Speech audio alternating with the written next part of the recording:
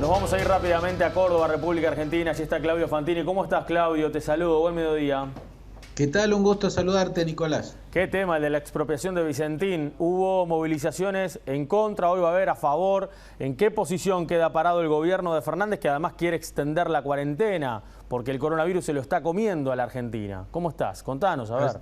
Así es muy preocupante la situación en este momento, porque si bien el foco de los contagios está en Buenos Aires, es la ciudad de Buenos Aires y el conurbano bonaerense la parte que está más complicada, aunque todavía las cifras no llegan a ser alarmantes, sí proyectan que de no revertirse esta situación, o por lo menos aplanarse, a mediados de julio se estaría dando una situación complicada en la relación de camas de terapia intensiva y quienes necesiten ese tratamiento. Por lo tanto, hay preocupación. Yo creo que lo que se analiza por estas horas y se anunciaría mañana es una extensión de la cuarentena, incluso en términos más rigurosos, un retorno a la fase 1, pero en términos más rigurosos que los que se han vivido hasta el momento.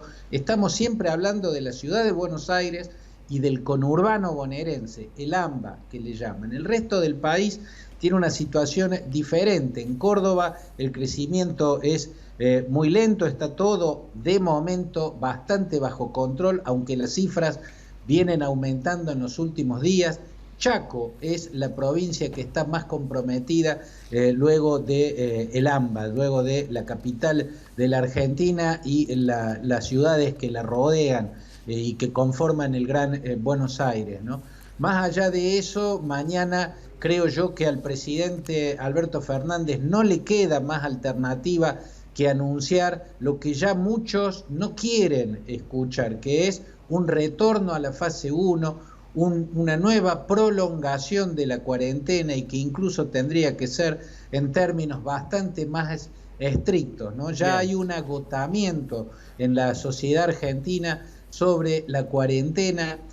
Por eso se le va a hacer complicado al presidente anunciar lo que seguramente va a tener que anunciar mañana. Ya no tiene el mismo músculo, no tiene la misma fuerza. Claro. Alberto Fernández que tenía en el comienzo de esta pandemia, cuando inició el periodo de cuarentena. No obstante, Nicolás, habrá que ver si el factor miedo, que tiene que haber crecido en los últimos días, porque en los medios va mostrándose el estado de alarma cada vez un poquito siempre más grave, y tal vez ese estado de miedo haga que la sociedad digiera lo que seguramente anunciará mañana el presidente, una continuidad de la cuarentena en términos más rigurosos aún. ¿Y este tema de Vicentín, esta situación, ha debilitado de alguna forma el gobierno de Alberto Fernández?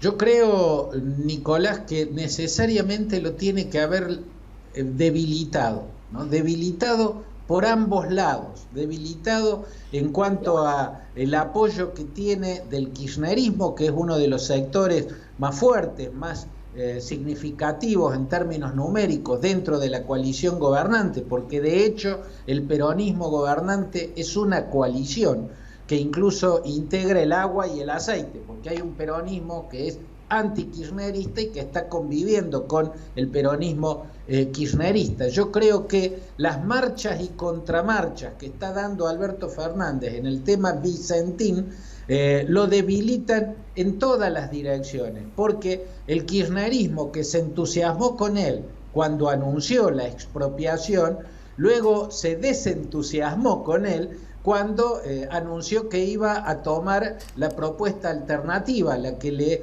acercó el gobernador de Santa Fe, Omar Perotti.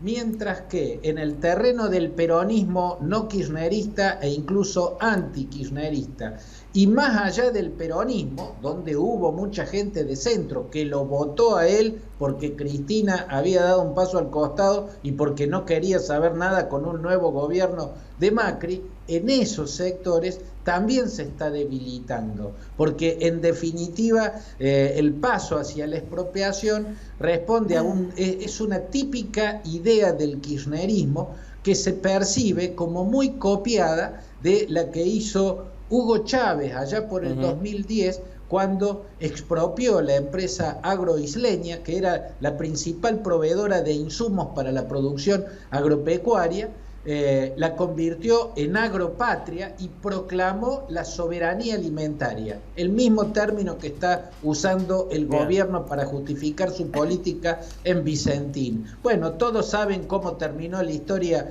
en Venezuela, y está claro que lo que buscaba Chávez era un instrumento para poder controlar a los productores agropecuarios. Eso es lo que no tenía el kirchnerismo en la batalla por la 125, por las retenciones a la soja, cuando todavía vivía Néstor Kirchner. Por eso el temor generalizado en los productores agropecuarios es que lo que busca Cristina con Vicentín es tener el instrumento que antes no tenía, el instrumento que le permita poner de rodillas al campo. Por eso, con esa medida y estos vaivenes que está teniendo, Alberto Fernández está perdiendo por todos los costados. Para suerte de él, y con esto cierro, Nicolás, nadie está creciendo. Sigue cayendo, caída libre.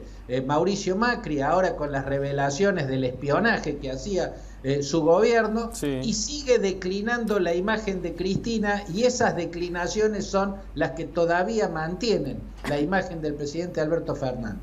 Bien, gracias, Claudio. Vos quédate en casa y cuídate. Un abrazo. Bueno, igualmente, un abrazo para ustedes. Muy bien, y nosotros ahora volvemos a información del ámbito local. El buque pesquero coreano que se incendió en la jornada de ayer en el puerto de Montevideo